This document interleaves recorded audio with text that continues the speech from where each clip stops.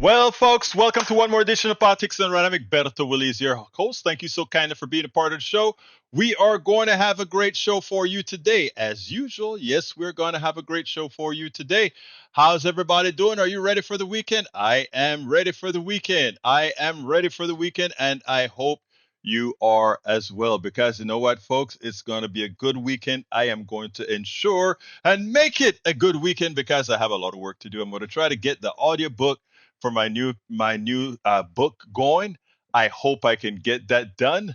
But we'll see. We'll see. We'll see if we can get it done appropriately. Anyhow, what's up? Anybody wants to call in to get the show started? I'm going to try this new thing.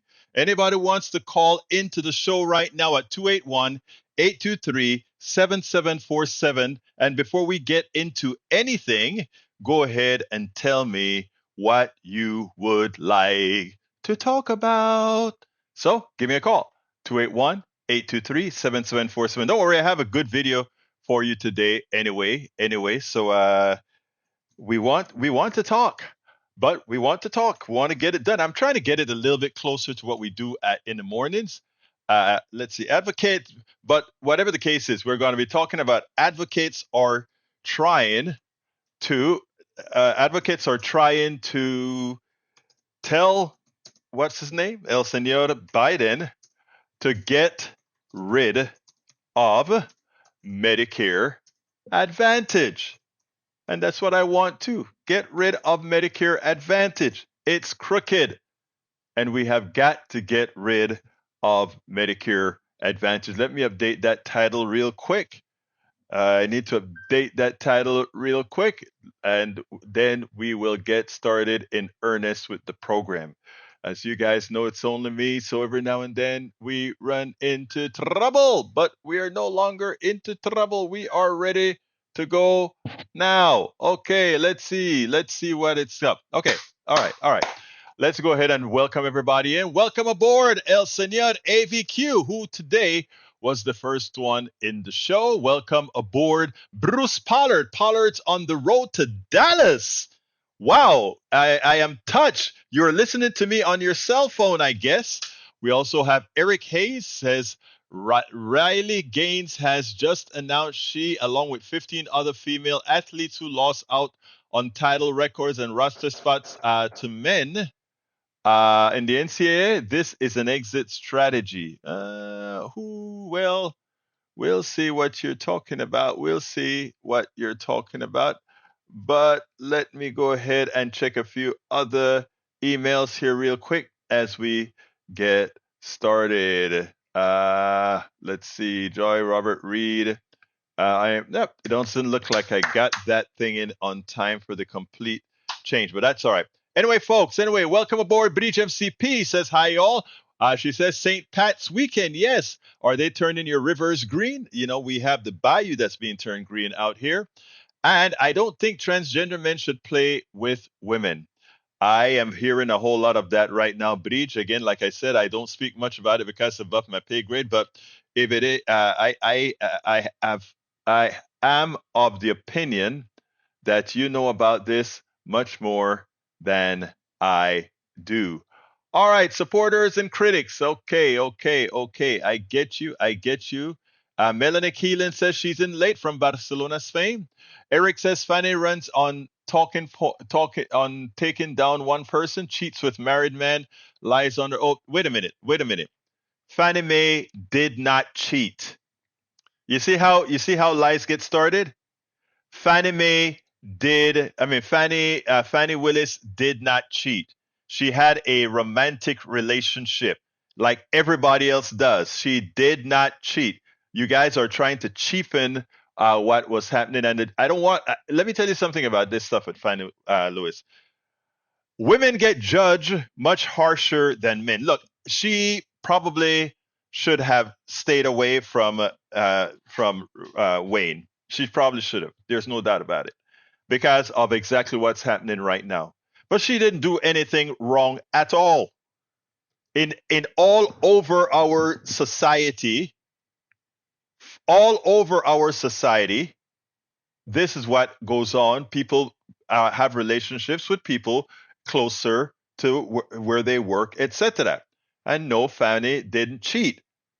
And it's clear, but of course, when you have some people that don't really care about the truth or don't care about reality, they'll go on and continue to try to demean, especially when it comes to certain groups of people that they like to demean.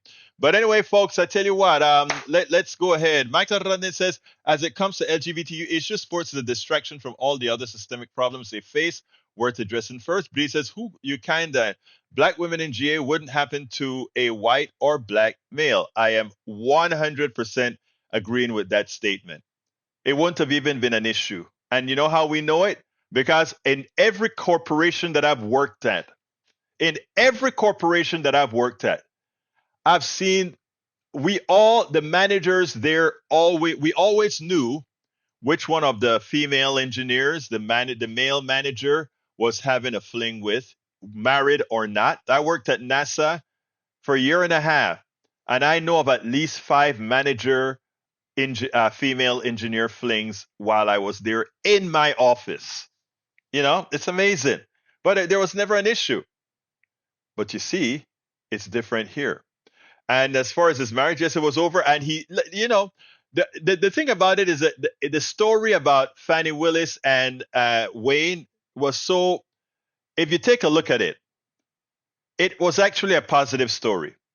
The guy was his wife cheated on him. He didn't just leave the marriage because he had kids. He wanted a stable environment for his kids. So he stayed married to give those kids a stable environment as they went through school. As soon as they graduated, he officially got his divorce. He did the magnanimous thing. But that's not what the media puts, right? The way the media always articulate these things is to demean specifically black men. And it was out. I knew exactly how it was going to be spun. Here we have a President Trump with 4 or 5 baby mamas, abortions in galore with other women, and these people just make nice of it. They make nice of it. It's no big deal. Obama, a clean marriage, 2 beautiful daughters. They stay together forever. They support each other, and they make Obama look like the bad guy, and the guy with 4 baby mamas look like somehow he could be a great president, even though he's the dumbest thing that we ever had. I mean, when you look at these things, I have to ask those people who demeaned Obama at the same time that they support Trump, who demeans Fannie Willis at the same time that they support other folks that have done other things. Don't you understand that you are exposed you are exposing who you really are? Do you get it? You are exposing who you really are. Think about it. But you would never quite cop to it, but you're exposing who you really are deep in your own heart. And you know what? Most of us know it. Breach knows it. We all know it. But anyway, folks, today's topic is going to be twofold. The first part is going to be, we're going to touch on TikTok. We'll give TikTok about 15 minutes or so. We're going to, the person that did the best job on TikTok on cable news, and I haven't seen much anywhere else, but on cable news, was in fact Joyanne Reid, because she got to the core of it. And for those who don't like Joyanne Reid, sorry, she's brash. But you know what is one thing from her times at Daily Kos and other places? She knows her stuff, and she does her research. And that's why so many people respect the woman. All right. So I think it's essential for us to go ahead. Let me go ahead and play that one now, and then we will take it on the other side. The most honest, the best piece that was done on TikTok was done by Joyanne Reid on her Readout program. I love the way she did it, and she also brought in Robert Reich. I'm going to also play a piece of what I think about this TikTok regime. But first, let's listen to Joanne Reid as well as Robert Reich, and then we'll take it on the other side. Yesterday, an overwhelming majority of the House of Representatives passed a bill that would force TikTok's Chinese parent company, ByteDance, to sell the social media platform to an American company within 6 months. If they fail to do so, TikTok would be banned from U.S. app stores. The Chinese government owns a 1% stake in ByteDance, in a ByteDance subsidiary. And all types of politicians from both sides of the aisle have said that that poses a threat to U.S. national security, data privacy, and mental well-being because they have access to the personal information of millions of Americans. Opponents say that banning a social media platform would amount to an unconstitutional violation of the freedom of speech of nearly 150 million Americans. But why now? Why is Congress doing this?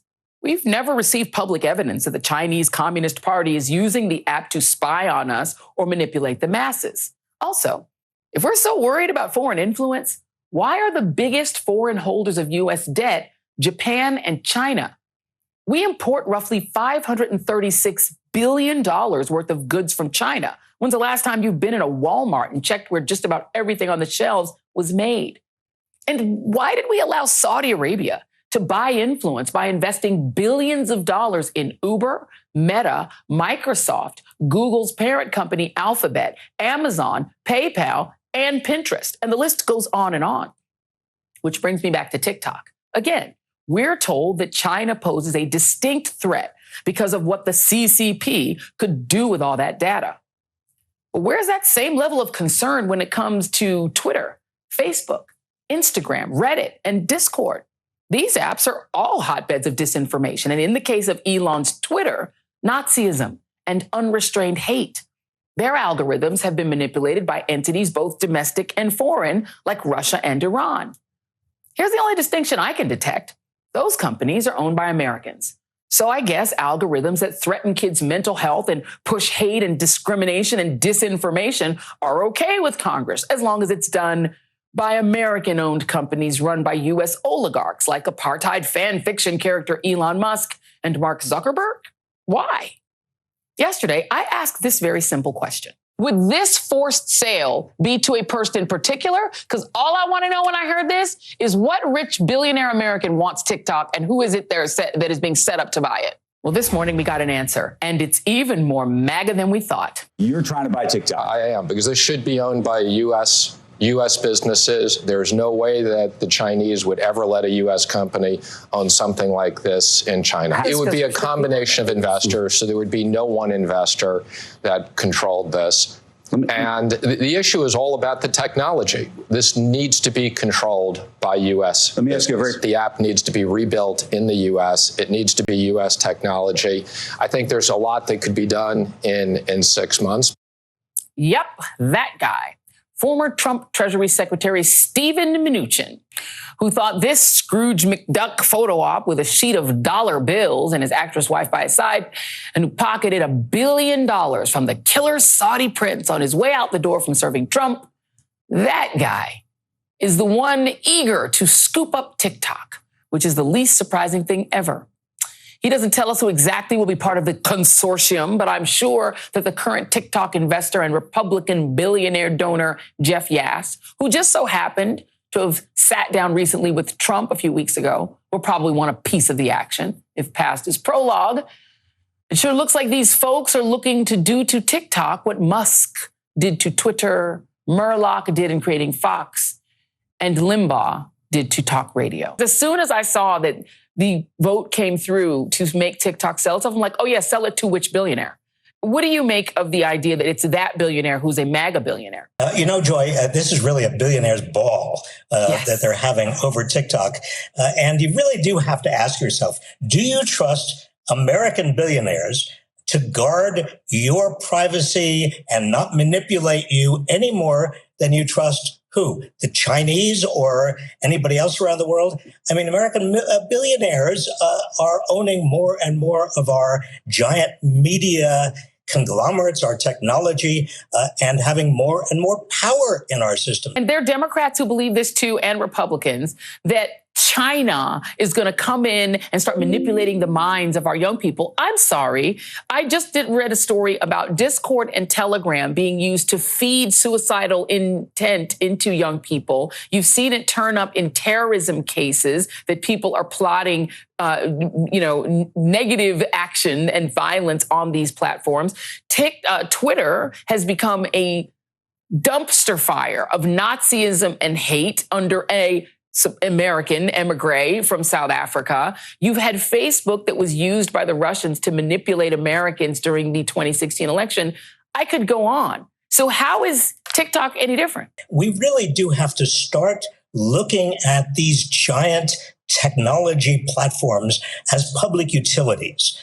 They have to be regulated like public utilities. We used to have a whole body of law in this country governing public utilities as public utility. They don't have to ban it. They could simply regulate it. But that would be more like doing their job. The hitch in terms of trying to steal the technology is that TikTok's algorithms are controlled by ByteDance engineers in China who answer to Beijing. After Trump tried to force TikTok's sale, he later lost in court. Beijing placed export restrictions on its algorithms. TikTok's U.S. algorithm operations could be sold, but not the key technology that powers the app, meaning that the algorithm would have to be rebuilt, which would mean that TikTok would go down temporarily. But I think your point is much more important because the algorithms in the hands of MAGA-friendly people that would make TikTok more like Twitter would actually not decrease the danger. Just because it's called an American company doesn't mean it's going to be functioning in the public interest.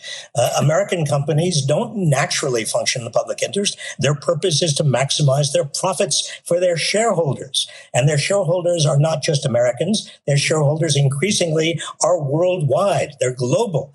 And so if these things are not regulated appropriately, if we don't understand that they have to be regulated, then again, it doesn't matter who owns them. Lastly, the free speech aspect of it. There are a lot of people who wouldn't have a voice other than these platforms. What would it do to free speech to shut TikTok down? Well, it would hurt free speech, obviously, in the sense that, and again, free speech, when we usually talk about the First Amendment, we're talking about the government and rights against the government.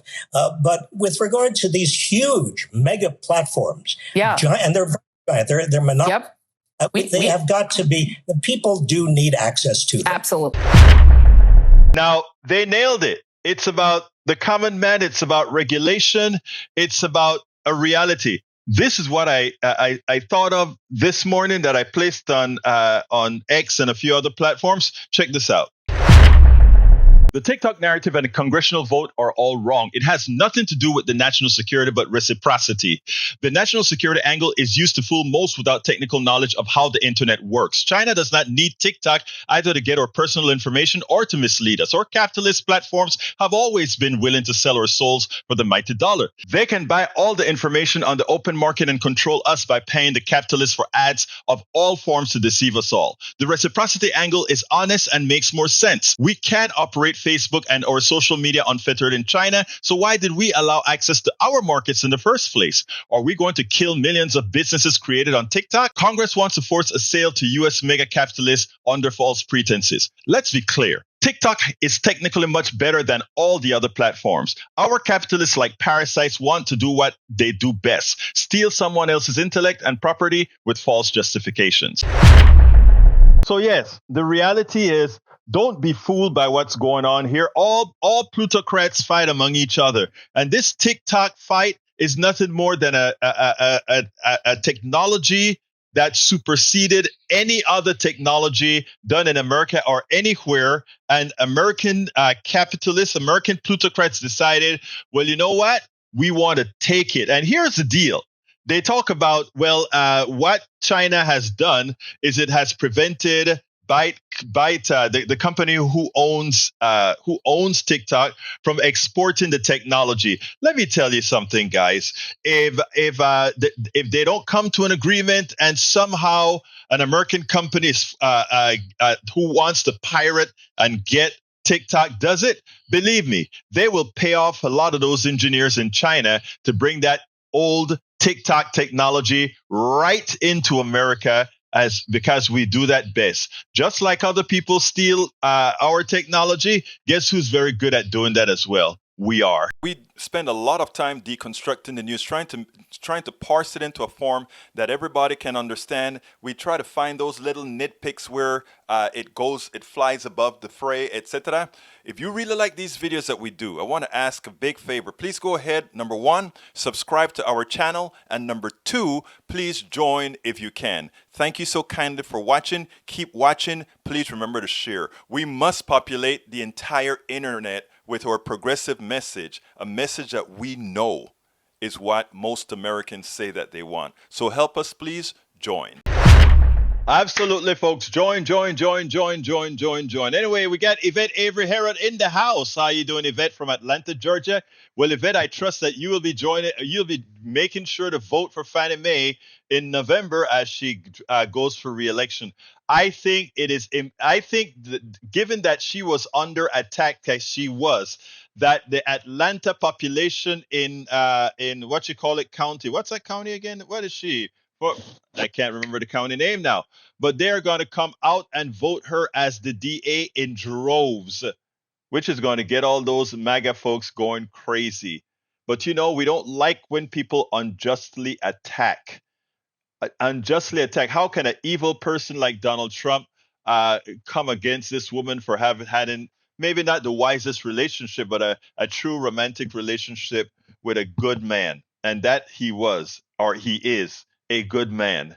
But that's what they do. They try to malign people. Anyway, let's continue. Bridge MCP says taxpayer money was never involved. Of course not. But you know how these guys enjoy the line, and of course they're able to convince Eric because it's something that he's predisposed to believe.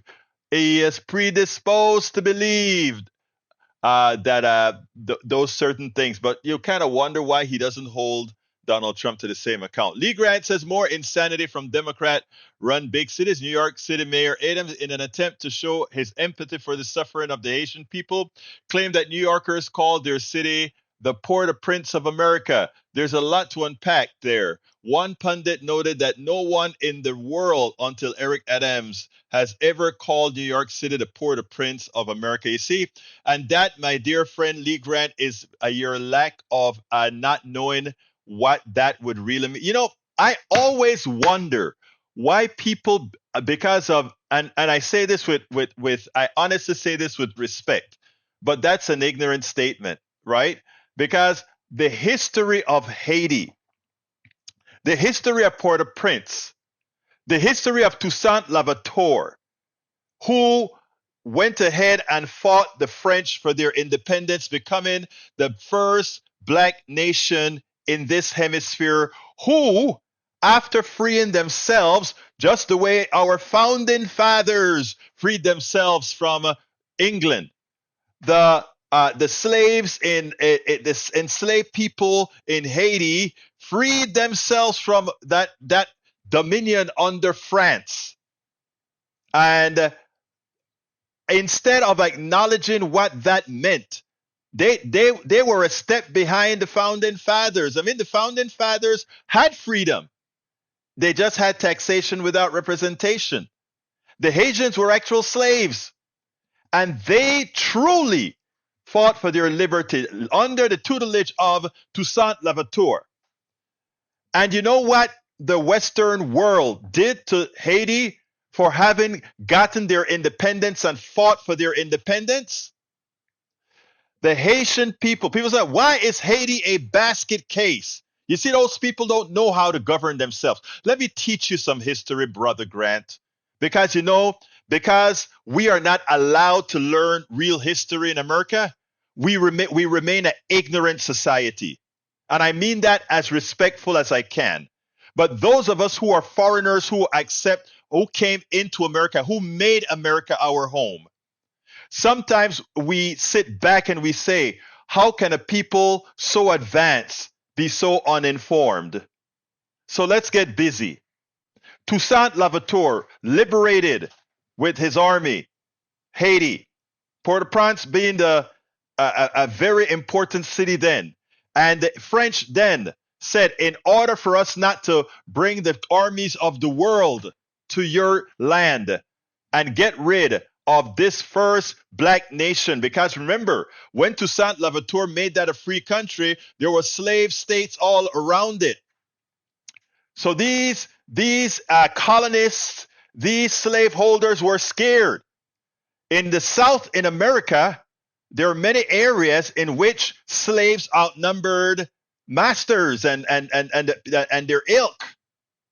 And they were scared that somehow this was going to metastasize throughout the world, right? So what happened? They brought the clamp onto this first black nation and said, okay, now that you are free, you are going to have to pay us for you no longer being an asset. So for decades upon decades upon decades after I don't remember the Independence Day of Haiti, these people had to pay France over and over and over for their freedom. So they couldn't invest that money in their infrastructure. They couldn't invest that money into building up their society. They had to pay for their bodies having been assets. That is evil. So whenever you think you're talking about somehow making Haiti look pretty bad, think about the people who created that. And let's take it one step further. The free trade treaty that decimated the rice farming in Haiti under the auspices of Bill Clinton. You see, it's important that you learn some history before you condemn all these third world countries, before you sit down and watch the immigrants coming over here and asking why. Ask, is there a possibility that our policies, are responsible for that? Do you really want to clear your ignorance, or do you just want to live in a bubble of ignorance? Which one is it? Do you want to learn? Do you want to come to politics done right and all of us be educated on the world so that we can make a better world? Welcome aboard, Carl Cox. Humble and modest as always. How you doing, my brother? Think about it, folks. Think about it. Do we want Powell Manifesto in action? You're actually very right, British MCP. Michael Ranza, Egberto couldn't find any more flaws in the arguments presented. The only thing we have to mention is to dispel the notion of hypocrisy that the United States and China have the same types of regulations. We have free speech and an open internet. China does not. In that regard, we are better than China and should not degrade ourselves to mirror them. We should never denigrate ourselves to mirror them. But the statement that our internet is open, I can tell you based on my own personal experience that isn't always true. You watch PDR and you take a look at our PDR numbers. We are throttled. If I speak about certain issues, I can get my viewership over several hundreds in real time. I'm not talking about podcasts. I'm talking about real time. All right? There are certain keywords that keep us throttled. We are censored. The only difference is that we're not censored on the internet specifically by our government. We are censored by the carriers. But we could have laws that prevent our carriers from censoring us. But we don't officially have them. Paul Fleming says, Vice President Kamala Harris called the current classification of marijuana under federal law absurd and said she is looking forward to seeing what the DEA decides about moving it to a different category, which they should. Yes, Nathan Wade tendered his resignation. Yes, he did. Paul Fleming says a conservative activist who once called for the murder of President Joe Biden and former President Barack Obama and Republican nominee is the Republican nominee to be superintendent of North Carolina's public school. That is true to form. That is true to form. Okay, let's see. Michael Roney says, oh, that's a message to Paul Fleming. Let's continue reading before we continue with the other stuff. Fulton County. Thank you very much, Fulton County. And yes, I think she will win Fulton County in a landslide. Let's see. Let's see what else we got here. Michael Rose says, Eric, you're right. Okay, that's a conversation. Paul Fleming says, Don Lemon, do you believe that women and minority pilots are inherently less intelligent and less skilled than white male pilots? Elon Musk, no. I'm just saying we should not lower the standards for them.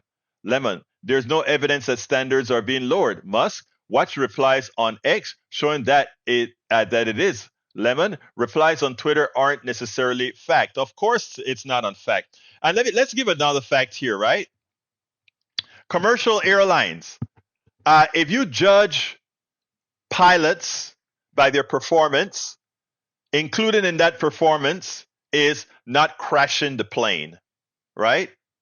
Again, included in that performance is not crashing the planes. Let's come to America. How many black pilots have ever been in a plane crash? I leave that up to you to go find out. Because again, remember, let's ask the question. If you're judging pilots by how many have crashed and who, if you want it, since you want to go into demographics, Elon Musk, which ones have crashed planes? All right, we'll take that under advisement for you. Yvette Avery Harris says she's Fulton County. I live in another county. I work in Atlanta. I got you, Yvette. Well, you may need to move to Fulton County to vote for. I'm kidding. I'm just kidding. Lee Grant says Haiti's history also include the genocide of white Frenchmen. We need all of history. Wait a minute. No, we don't. Haitian it does not include the genocide of white Frenchmen. It includes black slaves liberating themselves, which took a war. That's not genocide. Genocide is what came before. Okay? So, no, that's not genocide. I know you'd like to make it that way. It's not. Michael Radden says after the U.S. Civil War ended, that ended slavery, there was no purge of slave masters by their formerly enslaved, despite fears that such would occur. People just want to be free. Exactly. Let's look at South Africa. When South Africa, the apartheid was ended, the fear was, oh my God, now there's going to be a killing field because there's so many more black people than white people in South Africa. No, that's not the case at all. And the other thing is, inherently culturally, as a society, if you take a look at Africa, they try to make you believe that Africa is a savage land. Right? That's what they'd like you to believe. Oh, there's a lot of killings and all of that kind of stuff. First of all, I don't believe in the racial thing, but I do believe in the cultural thing, right? Because there are cultural differences that people build up, and they have cultural differences. As an example, when I talk about not believing in the race thing, but the cultural thing, when I came to America, I remember this. Maria and some other women that grew up in Arco Iris, our Rainbow City, our town on the Canal Zone. Some of these people, there were some families in our city that were white. And they spoke English with the Caribbean accent that we speak because they were also West Indians, right? And they also spoke Spanish with the accent, the Collins accent in Spanish that we spoke. And and I didn't realize that several of these, I'm talking about Panamanians in the Canal Zone where we lived and went to school and all of that, we were culturally Afro-Latino Caribbean folks, right? But some of these people weren't, we can chop the Afro off. They were just Caribbean Latinos, right? But it never registered to us because the culture of all of us were the same. So we were Caribbean. We eat the sauce. We eat the arroz con pollo and all these kinds of things. And it's when I came to the States. And by the way, that's not to say that I didn't know about racism in Panama, because America made sure we knew 100% about racism, and they kept the particular groups in power in Panama, the Rabiblancos in power in Panama. So I understood all of that. But I'm talking about community now. Our community was tight, and we didn't know some of these people were white. It never registered. They talk like us, they act like us, they did everything, but they were white. And I sat down there, and I remember that realization came, and I put that in this book here. When one of the minister's son came to the University of Texas, and we always hung together until he dissed me. He realized that he was white. I have a chapter in this book where I actually mention that story. Let me see if I can get to it really, really quick. When my Panamanian countryman discovered his whiteness, he forgot his nationality. That's the title of that particular story in my new book.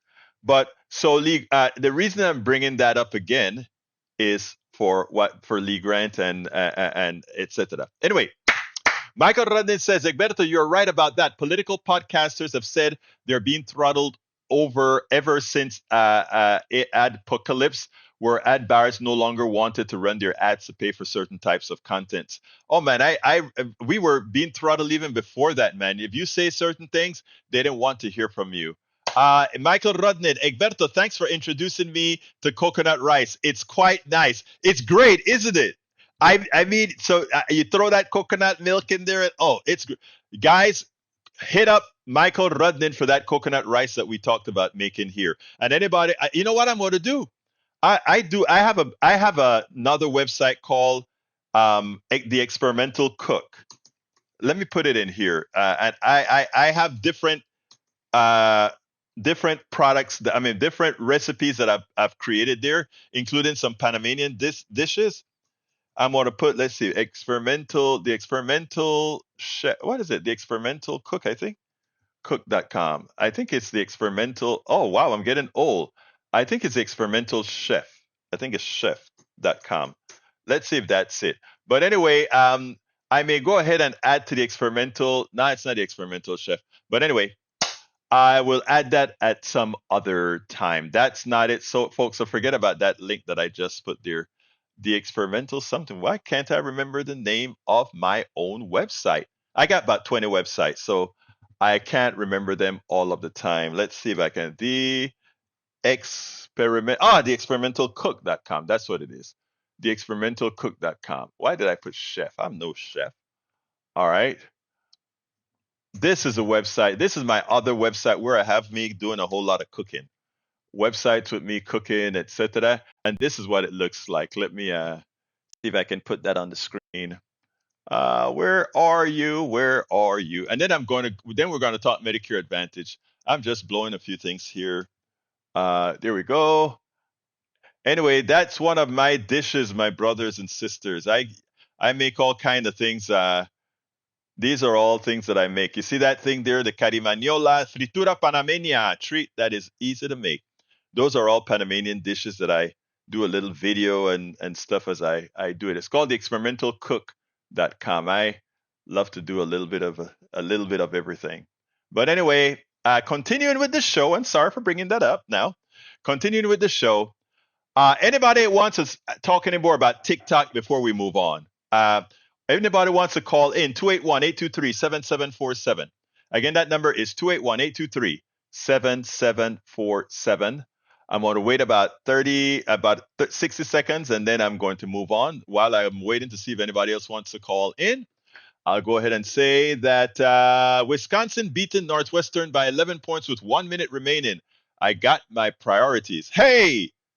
No, I got you. Bridge MCPC Egberto Willies. Wow, Pence says he cannot in good conscience endorse Trump. Wow, that's a statement, especially from a coward like he is. Michael Renner says, oh, I just found it on a local restaurant's menu. Ordered it as a side. It was good. All right, but Rudnit, I want you to make it for yourself, brother. Paul Fleming says, Donald Trump's son-in-law, Jared Kushner, is closing in on multi-billion-dollar deals to buy real estate for tourism projects in Serbia and Albania, a move which watchdogs say is concerning this close to the 2024 presidential election. Of course. Upset in the Big Ten, Wisconsin 70, Northwestern 59. Wow. All right. Is anybody going to call 281-823-7747? Well, let's go to Medicare Advantage. All right. I got a story to tell, and I don't know if he's listening today. Carl Cox says Trump is deadly poison. Here is the thing. I was working last night, and a good friend of this show called me. And I mean, he actually called me on my cell phone. And because I had given him some advice about Medicare Advantage about his wife, he wasn't sure exactly what kind of plan she had signed up for. And she had signed up, and I asked him if he will, after he gets her settled, if he will come on and do an interview about his entire ordeal. But I'm going to give a short synopsis of what occurred. And everybody that's listening here, I want you to listen to this in detail, because Medicare Advantage is an evil enterprise. It's an evil healthcare insurance system that we need to rid ourselves of. So he called up and he said, Egberto, remember we're talking about Medicare Advantage, and you told me to switch over to Medicare, standard Medicare, as soon as I could before, his wife got too sick, et cetera, et cetera, et cetera, but he didn't. And he said, this has been a terrible several weeks. His wife has severe back problems. She's disabled now. And it got so bad that she had to be hospitalized. And they hospitalized her. Of course, for that particular one, the Medicare Advantage had to take care of the hospitalization, etc. Now, when it was time to discharge her, they really wanted to discharge her to rehab, because they weren't going to, the Medicare Advantage was not going to pay for rehab in the expensive premises of a hospital. So the idea was to get her to a rehab facility. So they go ahead and there's a rehab facility close to my friend's home, a PDR posse member, and they applied to go to the place, and they were summarily denied by Medicare Advantage. Medicare Advantage, then they appealed it. They were summarily denied again.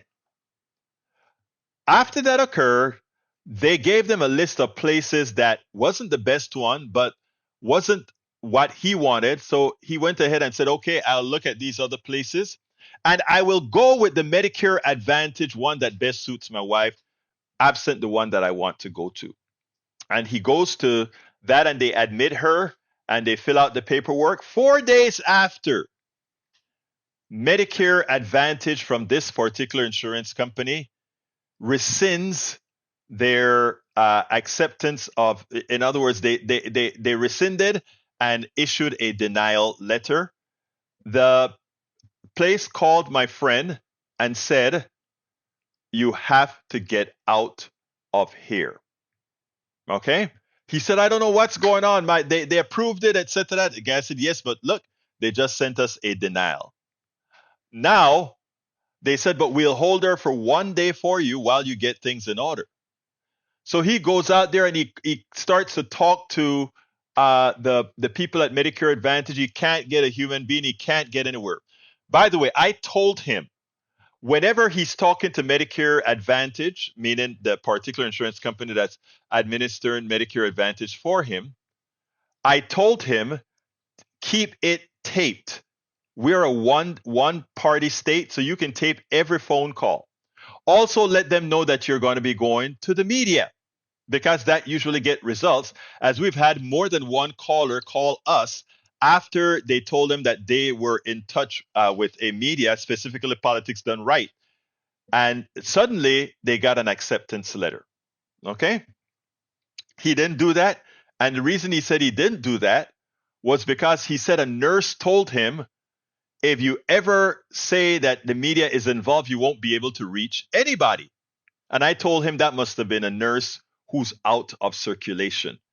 Because even if you can't reach anybody, having taped with video that you can't reach anybody is enough advertising, is enough media to go all over the internet and on media that shows, hey, this is what Medicare Advantage with this particular company is all about. Notice we are unable to reach them to get care for my wife who is disabled, who is suffering.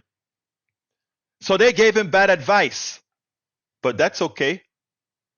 So we spent some time talking, we spent a lot of time speaking last night about next steps, etc.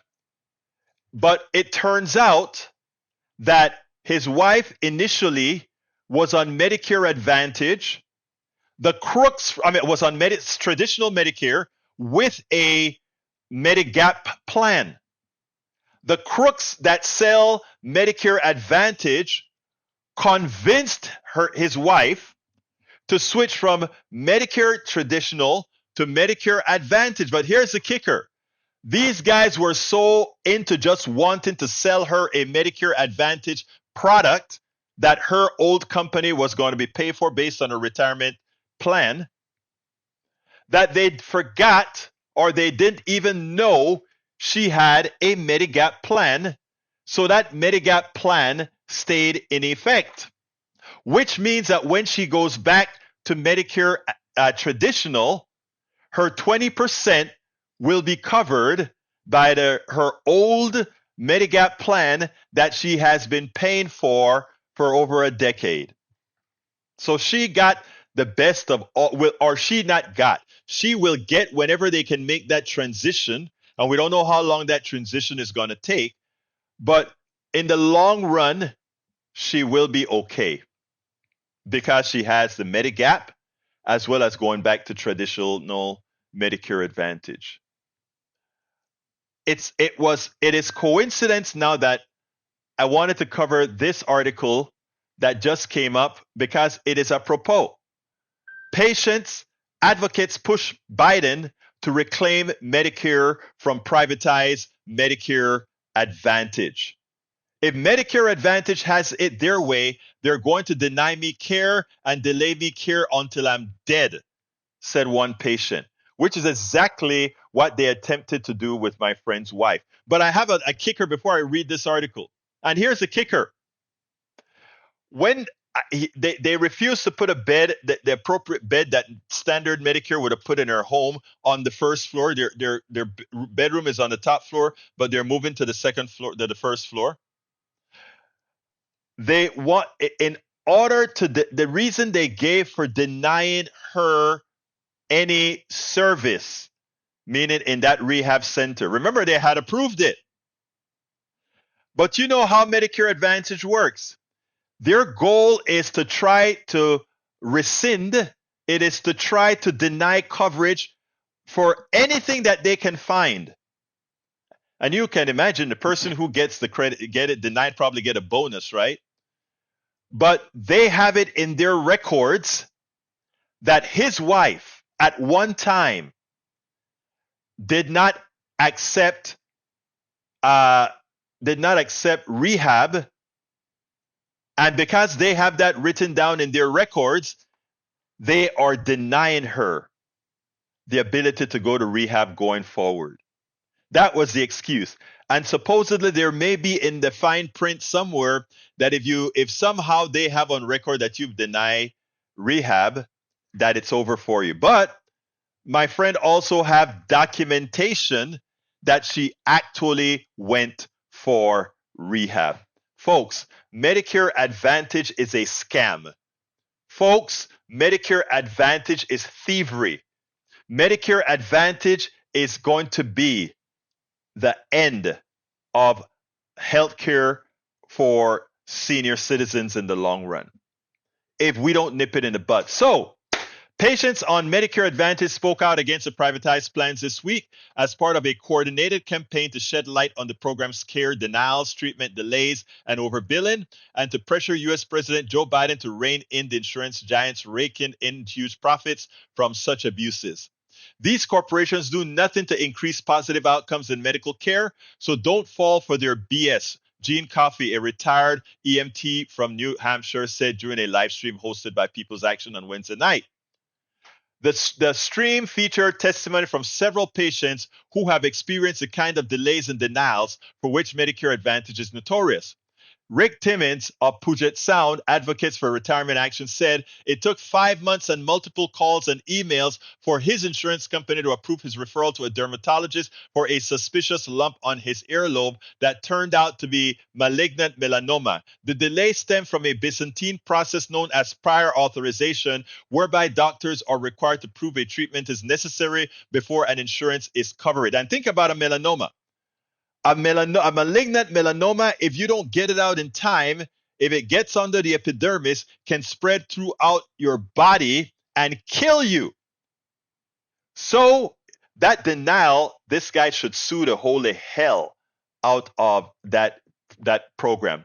By the time his referral to a specialist was approved, Timmons said the previous tiny lump had tripled in size and was quite painful.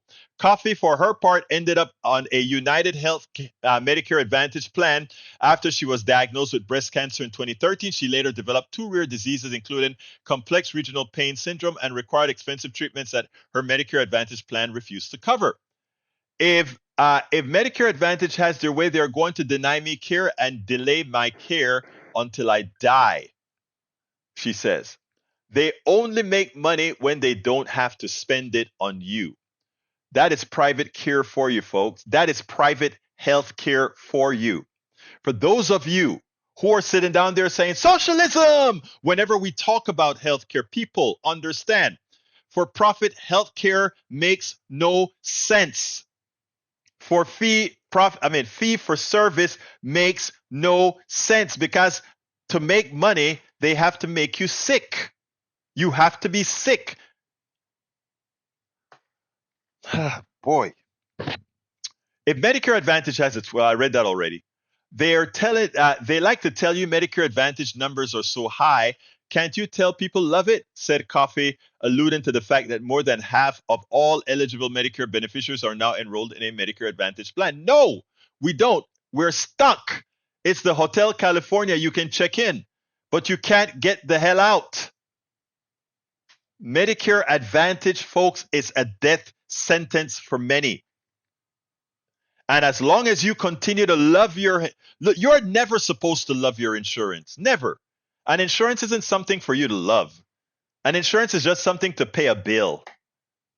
And that is why we need to get the private sector out of insurance altogether. I'm on that link is in the blog for this, and it's a longer article that I'm not going to go through right now. But I want you all to get the point, people. It is imperative that you understand the evil within Medicare Advantage. And I'm not saying that lightly. I am not saying that lightly at all. It is imperative that we get the private sector out of health insurance. It is essential that we get the private sector out of hospitals in the long run, because it is a clear and present danger to your life. And if you allow yourself to be lied to, if you allow yourself to be scared that they say socialized medicine are several orders of magnitude better than what we have with private healthcare. Look, my wife has great private healthcare with her company or book. But you know what they do? They sucker everything. They bill her for everything. And our portion of the bill is likely going to be fairly high. What I'm trying to tell you, people, my brothers and my sisters, is we have to stop allowing them to pit us against each other, and we have to start getting smart for ourselves. Medicare Advantage must die. Medicare Advantage must end. And, we don't have to, everybody talk about laws. We don't have to depend on our Congress to stop Medicare Advantage. We can educate our brothers or sisters or fathers or mothers or sisters or brothers or cousins. We can tell them Medicare Advantage is ultimately a death sentence. Don't do it, and let it die on the vine. Whether the president cancels it or not, we can kill it. And how do we kill it? Just not signing up for it. You know why you have to re-up for Medicare Advantage every year? Because it is crap. You don't have to re-up for traditional Medicare every year. You just have it. It's a law. It's a law. You have Medicare by law. You never have to re-up it. You get your Medicare card, traditional Medicare card once. You don't need anything else. But the private Medicare is a scam. Medicare Advantage is a scam. Brothers and sisters, please heed the warning. I beg of thee, those of you who continue to support Medicare Advantage, you are actually supporting the ability for these thugs to continue not only hurting you, but hurting everybody else. That's what it's all about, folks. Please, please, Medicare, traditional Medicare, and make sure you never, ever sign up for Medicare Advantage. For those who said, well, who's going to pay the 20%? Worry about that some other day. Take Medicare Advantage, let Medicare Advantage pay the 80%, and then we can figure out something on the 20% if you can't afford Medigap. When my friend called me last night, I can't tell you how I was close to sleepy, but it woke me up. It woke me up. The evil that is the system. Anyway, folks, I got to get out of here. So I want to ask you guys to please support the program. I need to get 37 people on our newsletter. I need 37 people to sign up for a newsletter to reach 100 subscribers on the newsletter. I would love to reach this weekend. Can you guys help us get to 100 subscribers of the newsletter? I need 27 subscribers. I think it's like 18 subscribers for Patreon. But let me first tell you, you can subscribe, you can support the program in any form. politicsdoneright.com/support is where you can find out how to support the program. You can also support the program by getting our books, right? But I'm Tribulation of an Afro-Latino Caribbean Man. Please check it out. politicsdoneright.com/books is how you get my book. politicsdoneright.com/books. But what I'm asking you to do is either I think I need actually 17 people I think I need for Patreon. Let's call it 18 people for Patreon and 37 people for the newsletter. So please, and again, it's a cup of coffee for Politics Done Right. A cup of coffee for Politics Done Right. Please consider subscribing to our newsletter. First, let me give you the Patreon. Subscribing to Patreon. Again, if you get the $4.99 one, you can read all my books. All 5 of my books, you can read it online. All 5 of my books by becoming one of our patrons. And that is at politicsdoneright.com/Patreon. politicsdoneright.com/Patreon. If you subscribe to our newsletter, if you become a paid subscriber of our newsletter, again, a cup of coffee, you get to read all of our books as well on the application free of charge. So by subscribing to our newsletter or subscribing to our Patreon, you get a chance to read all our books, including my latest book. So I need 37 on the newsletter to reach 100, and I think I need 17 or 18 on Patreon to reach 100. So I ask you so kindly to please support the program however you can. My name is Egberto Willies. I want to thank you all for being here.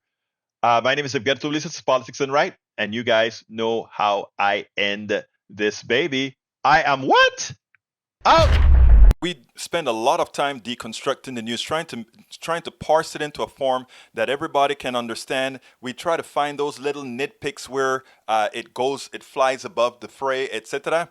If you really like these videos that we do, I want to ask a big favor. Please go ahead. Number 1, subscribe to our channel, and number 2, please join if you can. Thank you so kindly for watching. Keep watching. Please remember to share. We must populate the entire internet with our progressive message, a message that we know is what most Americans say that they want. So help us, please join.